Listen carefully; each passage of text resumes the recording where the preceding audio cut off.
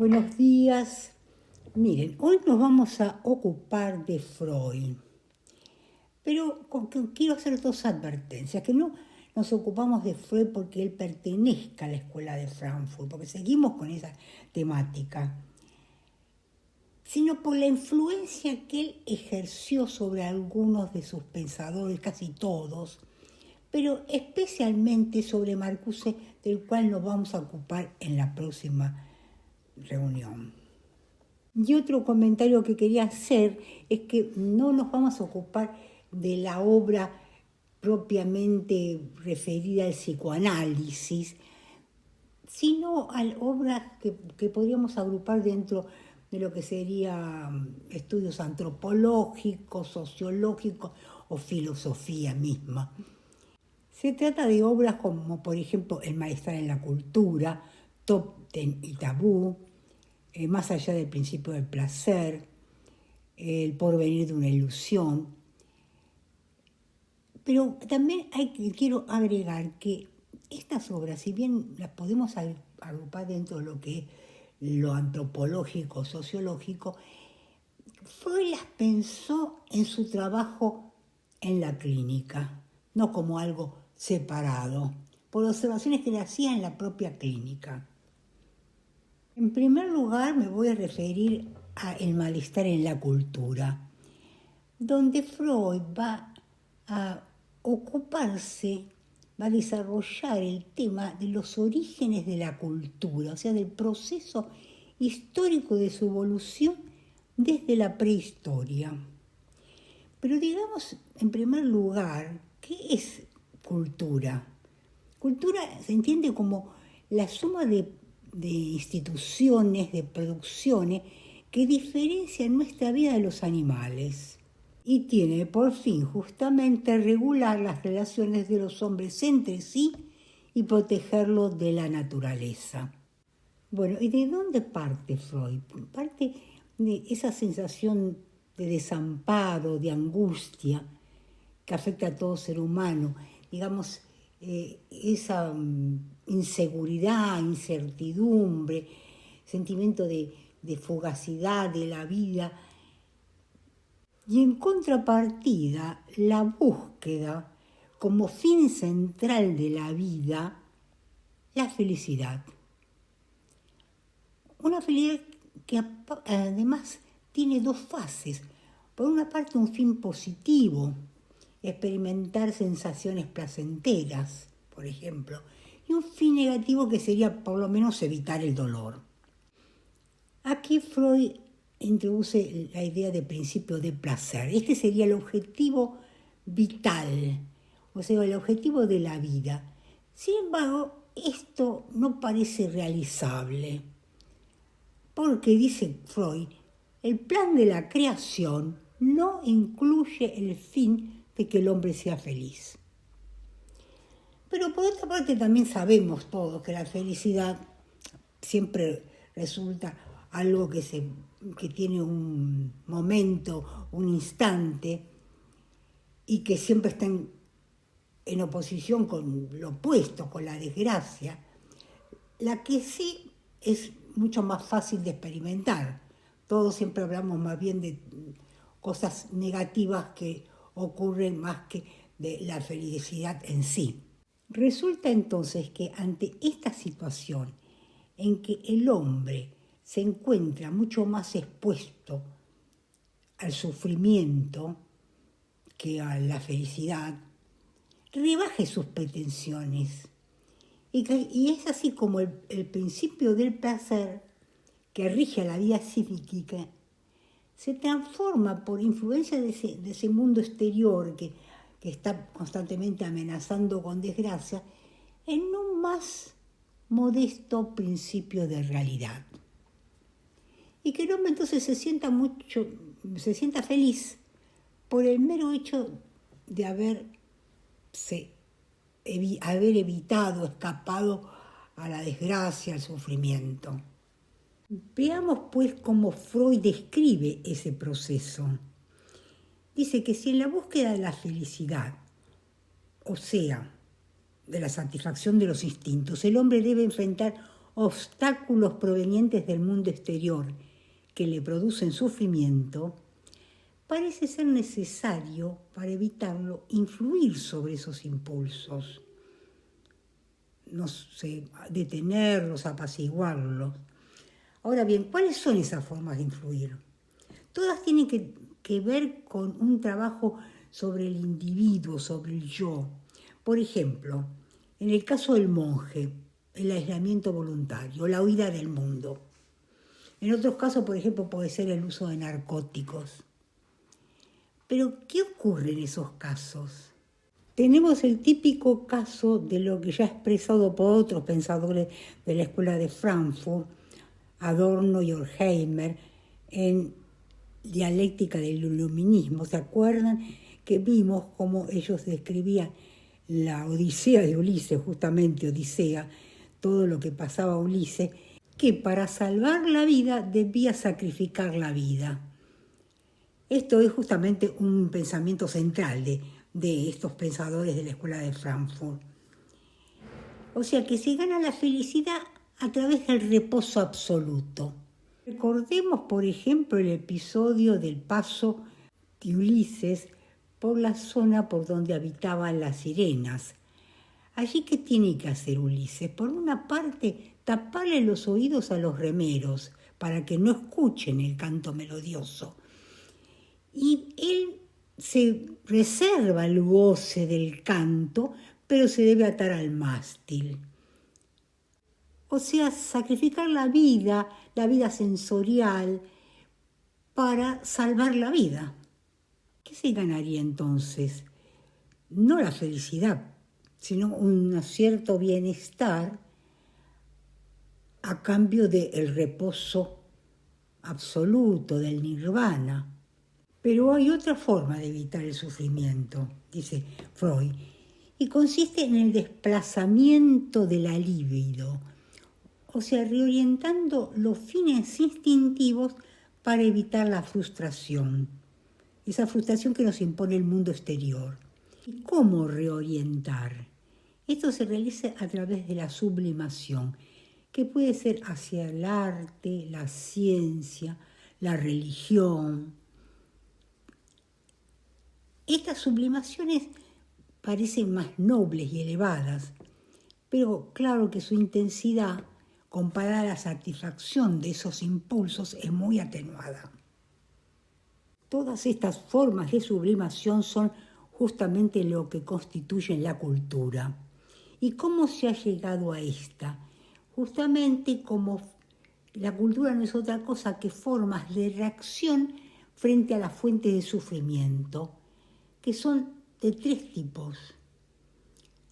Las que vienen de la naturaleza, las amenazas de la naturaleza, como terremotos, cambios climáticos, la caducidad de nuestro cuerpo y la dificultad de regular las relaciones humanas, que producen una serie de conflictos, discriminaciones, endocentrismo, tanto en la familia, en el Estado, en la sociedad.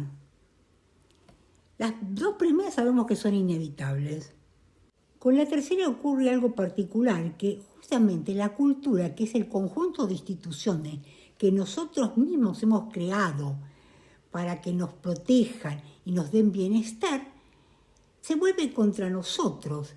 ¿Por qué? Porque inhiben, reprimen nuestros instintos.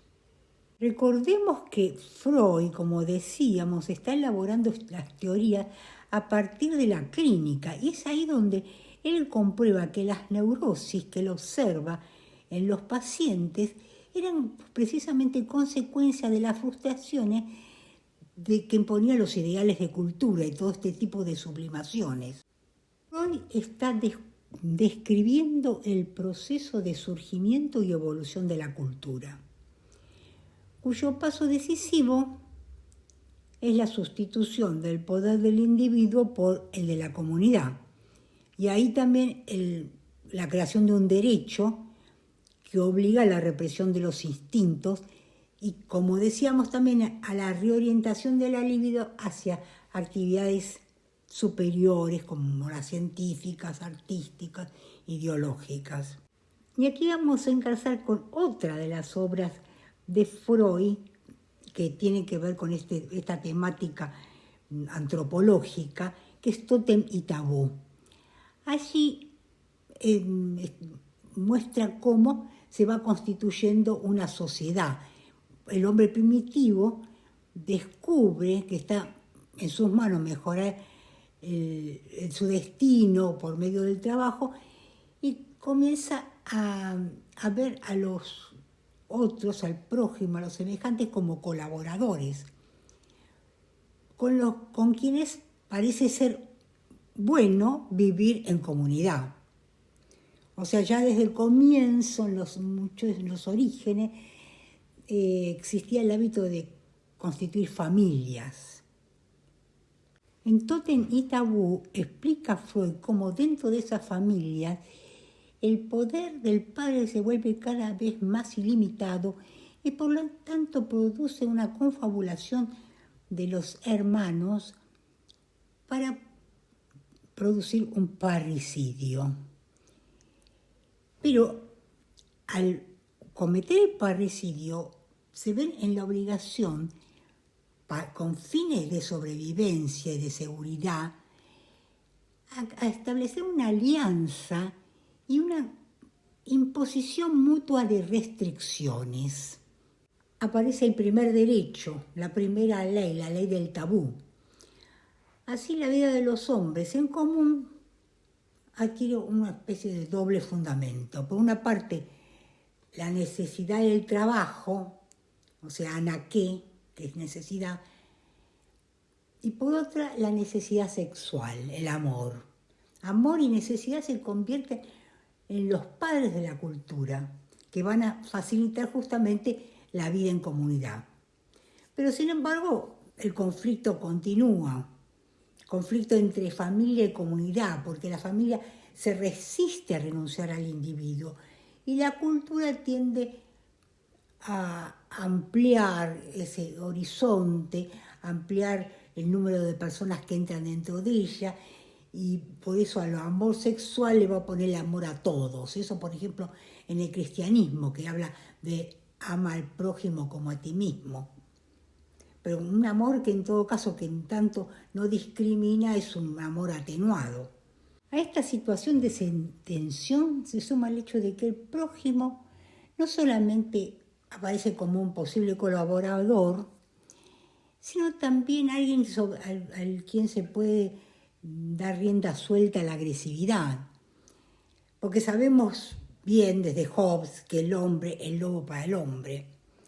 Entonces esta hostilidad, esta fricción permanente es lo que pone a la sociedad al borde de la desintegración y obliga y hace que la cultura, para evitarlo, deba imponer sacrificios, tanto a la sexualidad como a las tendencias agresivas, y esto en detrimento de la felicidad.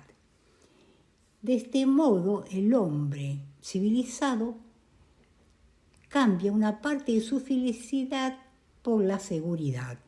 Toda esta temática se completa en otra obra de Freud, que es Más allá del principio de placer, donde distingue entre Eros, que es el instinto de conservar la vida, y su opuesto Tánatos, instinto de muerte.